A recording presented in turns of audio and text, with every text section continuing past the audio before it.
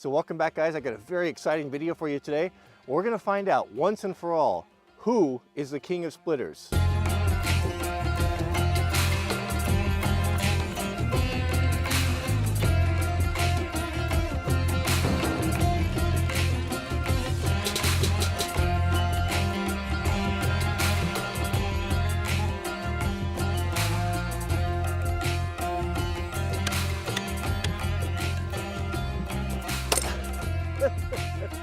What was going on there? So it seems to me one of the most important things in a test like this is consistency. We've got to have consistent wood to get accurate outcome, right?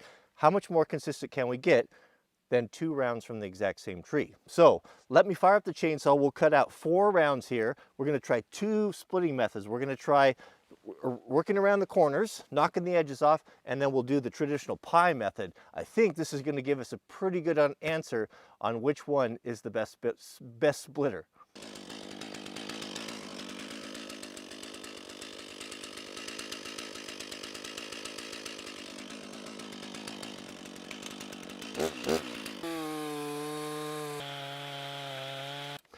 I was thinking on the way down here, one of the funniest things, one of the funniest stories I ever heard, I wanted to share with you guys while we're filing here, was from some of you guys from the old days, the Wrangler Barn channel will remember my old neighbor, Henry. Henry was in his late 80s, early 90s, I forget, but he was a logger his whole life up on Mount Hood and Mount St. Helens up in that area, worked as a mechanic as well. And he was one of the most brilliant guys I ever met, smartest guys, mechanical genius, and he never learned to read. So he was telling me a story. His wife, Marion, she used to do a lot of canning. And so she was doing this water bath canning in her kitchen, and she was had this big metal jack. You know the jack, the game you used to play where you drop the ball and you pick up the jacks? You know, they kind of look like a caltrap, those little metal things with the balls on the ends. Well, she had kind of a novelty one. It was a great big one, you know, several pounds. And she had that in her kitchen, and she would use that to weight down the jars, because when you're water bath canning, you know, they want to lift up. You got to keep them down. So this jack had been sitting in this boiling hot water for a long time, you know, like half hour or so, and it was hot, you know, hundreds of degrees. Well, she had oven mitts or something. She would take it out and she sat it on the counter. Right when she sat it down on the counter, one of Henry's friends came by to visit, and he came in and sat down at the counter. It's like, "Hey, Marion, how's it going? Where's Henry at?" And he looked at this great big jack, and he reached over. Granted, it had just come out of this boiling hot water. He reached over with his bare hands, picked it up, and set it back down. I looked at Marion and said, "Don't take me long to look at something." When Henry told me that story, I thought that was, that was the funniest thing that I ever did hear. You know, he didn't holler or hoop or yell. I mean, that's the epitome of that's a tough guy right there. Don't take me long to look at something. I thought that was pretty funny here. All right, let's get this sharpened up, and we'll make that last cut, and we'll get to the get this video moving along.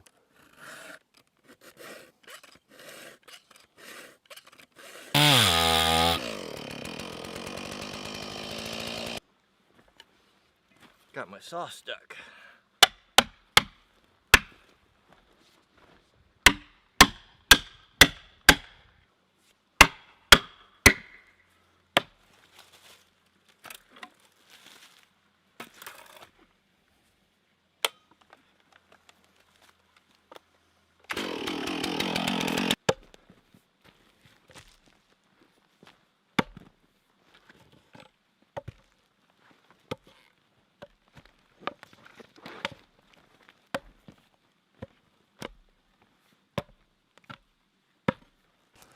All right.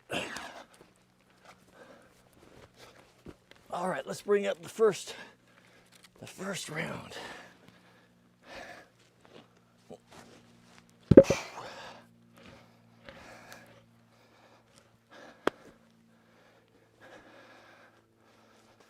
All right, let's talk about 2 radical different schools of thought right here.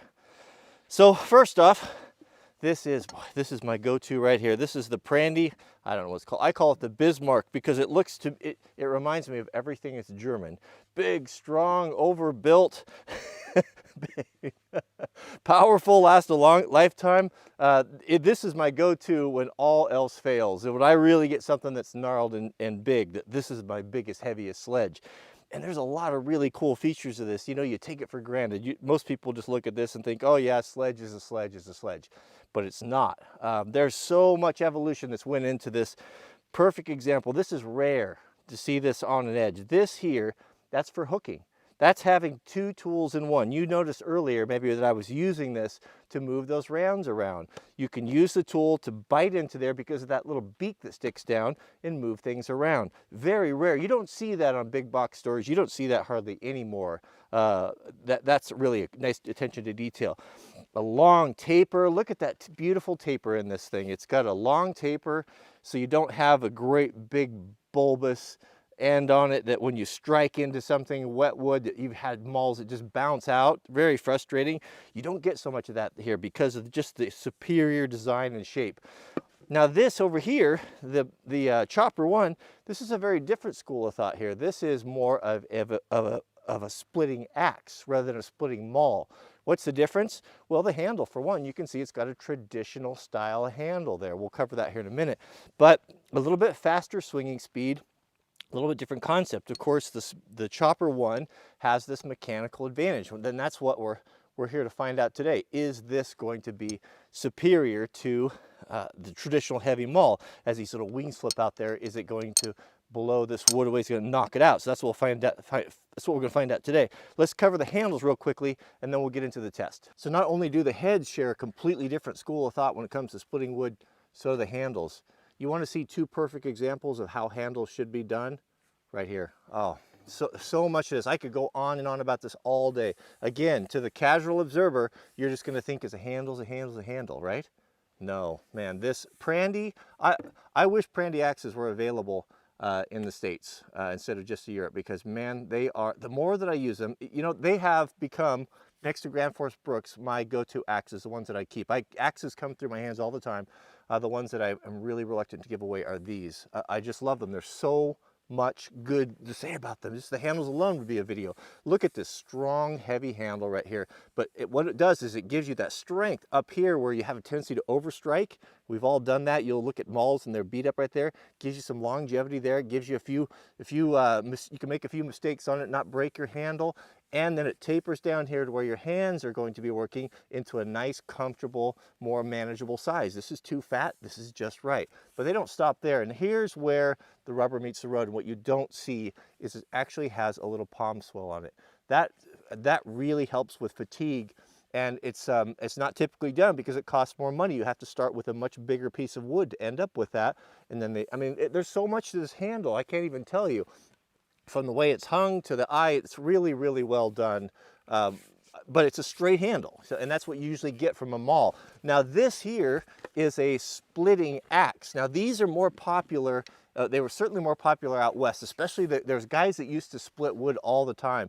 Even I think when my dad was in high school, there were some guys down at the paper mill, young guys that would work down there, and that's what they did all day, is they split firewood for the wood boilers. And he said they look like Mr. Olympian bodybuilders, you know, the shoulders in the back. You imagine having a job where you split wood all the time? But they preferred a splitting axe. And that may have something to do with, it could be regional, as well as the type of wood that we split, which would have been Douglas fir at that mill. But look at this. This is handle perfection right here. It is got a beautiful fawn's foot with a little kick on it. It has a nice curve to it. It is so good. I've looked at it and felt it and studied it that I am going to use this as a template for future splitting axes. It's really that good. I mean, look at that. It's got a nice big swell at the end of it. I don't know if you can see that or not. Right there, comes down, fits the hand really well. Beautiful sweeping arc. Really, just really works with the body. I'm ranting. I could go on and on about these hands. Let's get to the splitting. Good grief, I get going on about handles and go on all day. It's a whole video in itself there. Okay, so I changed my mind. We're gonna use this one piece. So we're gonna chop opposite sides because it's so symmetrical that I think that's gonna give us the best test. So Plus I'm running out of daylight. I've been messing around so long. Okay, so let's start with the chopper one. Chopper one here will work on the right-hand side, and then we'll work over here on the left with the HMS Bismarck. Okay, you ready? We're gonna just do the side chop method here. Oh, that didn't stick. Let's give it 2 hits. 3, 4, okay, 5. Well, we have 5 right there to knock it off the side. Nice thing about it is it didn't stick, right? We don't like sticking. That's gives us a lot of extra work. Okay, now the Bismarck, try to do hit in the same place here. Oh, 2, 3, 4. Oh, 5. How about that? The chances of hitting both those splitting the same. Okay, let's move the camera and then we'll hit these 2 sides. I guess we could do it right here. It's a little bit tall for me, this chopping block, but that's all right. We'll make it work. Hopefully we're in focus. Okay, so we'll do the right here with the chopper one.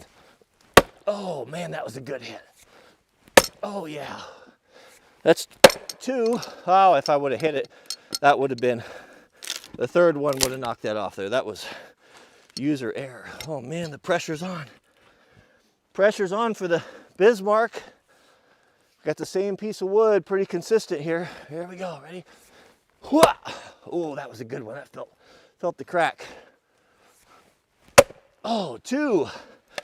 Again, the same thing. I'll back up a little bit. Okay, so we got 3 again. 3 again.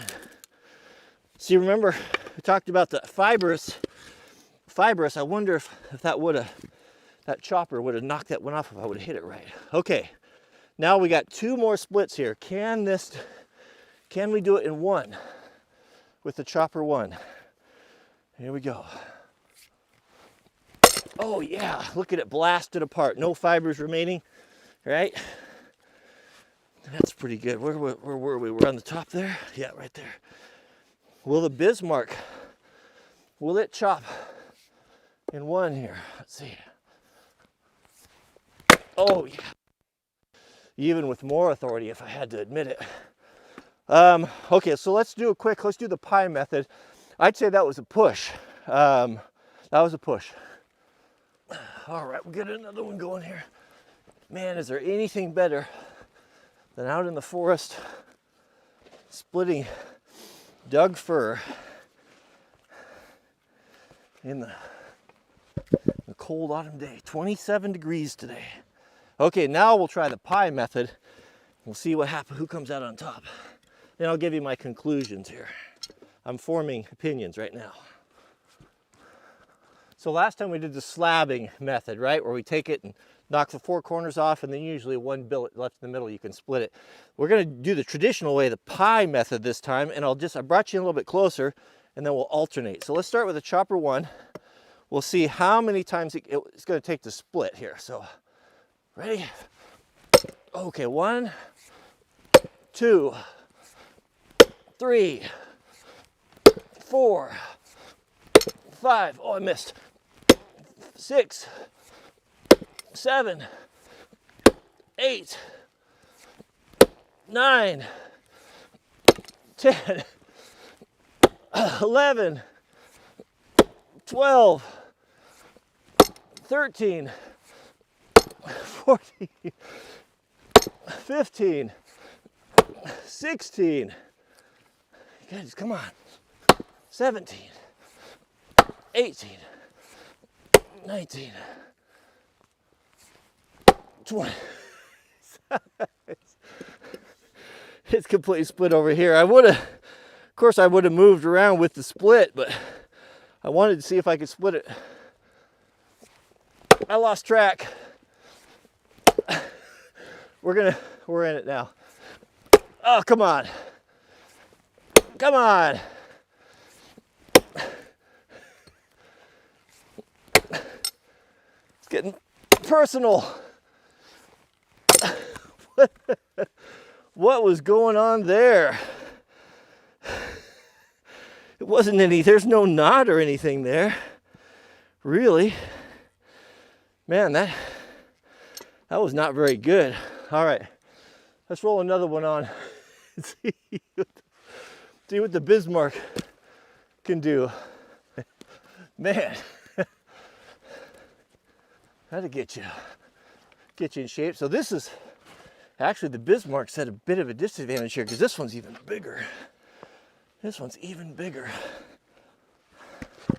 We'll see what happens here. Same tree, these two were connected to each other, so. Whew! All right, I don't know how scientific this is. Let's just, we'll get out. There's a knot right there. There wasn't a knot. There wasn't a knot with the chopper one. Well, come on, with German power, they can overcome. Oh, that feels solid. 1, 2, 3. We might be here for a while. I'll let you guys count. I got enough to worry about.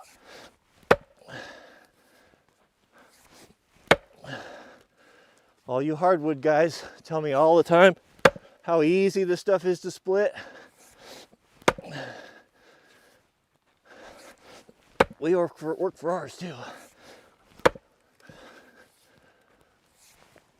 Oh, goodness.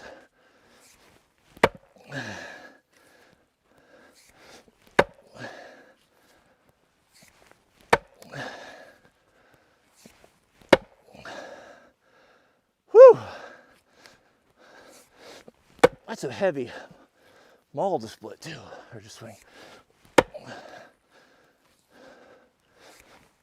We got a crack, that's it. It's curtains now, matter of time. Oh yeah, I love it. Love it. CrossFit. CrossFit. Does it count if I pry it apart? We're gonna keep at it, we're not gonna give up. Yeah, come on. One more.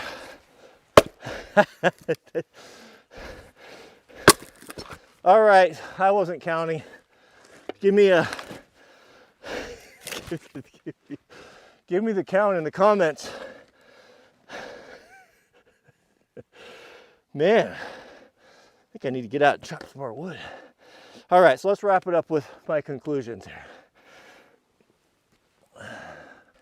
All right, friends. So, if somebody go back, and if you can rewatch that, put in the comments how many swings did it take for each one. I guess, is that definitive? It was a tie on the first one. It was probably pretty close to a tie on the second one. So it's all going to come down to user experience. How about that, user experience? Because obviously they both work. I have to say that I do feel a little bit of, I don't know if I'd call it pain or discomfort in my hands from the mechanical motion, or the vibration coming from those jaws slapping up, transferring through the handle. Even though it is a good hickory, looks like a hickory handle, my hands, they hurt a little bit. I don't, maybe it's just me, maybe I'm just soft, but I don't think that it would be wise, or a guy would really want to, if you were, say, one of those guys back in the 60s that split wood for a living, that if you'd want to swing this all day. You know, I don't know, I haven't done it, but I kind of feel like that could be a problem. Now, is that going to be an issue for the rest of us who, you know, maybe go out and split wood for 3 or 4 hours in the morning or until lunch? Probably not, but it could be.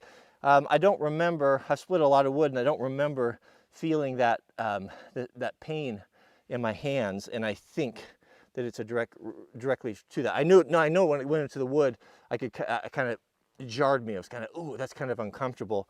So I'd say that was a downside. There's no such thing as magic. Of course, we knew that. But I can pretty much say, from my experience so far, that it's not a toy. It is not a toy, and this is one specific type of wood. Will it work better with maple or with beech or with oak or hickory? you know, I don't know. That's up to you. Would I recommend it over something like the Bismarck? No, I don't think so. I don't dislike it at all, but that pain from the vibration is a big problem for me, even though I do like a lot about it. But you're going to have some added maintenance issues there. Possibility of these things breaking. I just don't know. I just haven't seen an advantage that would overcome the kind of the hand pain factor over the old Bismarck right here. This is a good one right here.